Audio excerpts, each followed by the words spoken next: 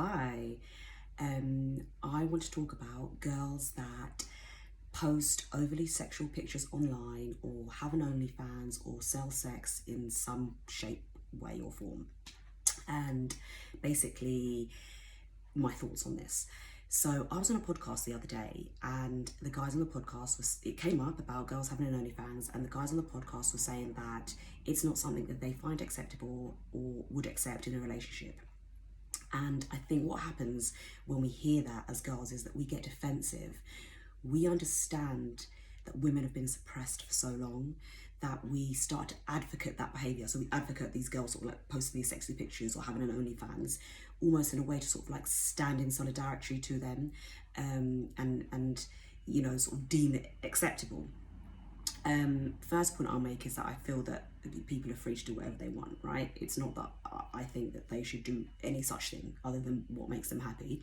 But what I do believe is that girls and women should understand the sacredness of their sexuality and their divine feminine, and that it is something that is to be kind of like honoured and shouldn't really be given out freely, unless they feel that they can handle that and they're happy to. But generally, it's probably something that they kind of need to hone and nurture and understand more.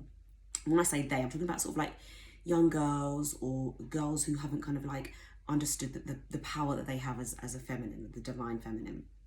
What I don't believe in, though, is the men that try to police and control women through derogatory speak, right? Or just controlling behaviour. So, for example, guys that are like, like, you know, sort of name calling, talking about, you know, sluts or things like that, or guys that are just like, you know, women should be told what to do and that sort of thing. That's not the approach that I think is helpful. I think that as we rise, as there's this rise of the divine feminine, so basically the feminines out there that kind of understand this, it's hard to sort of put into words, but to understand that what we need now is feminines or girls in their kind of best power, and men or boys in their best power, to kind of like bring about kind of a better society, right? So what the girls need, I think, is that they need that kind of influence and understanding and learning and teachings from divine feminines that already understand this concept. And the teachings to be, you know, for them to understand their sexuality, the importance of who they are, the power that they actually hold. What I'm trying to say is that the learning will come through love from the feminine as opposed to through hate from the masculine.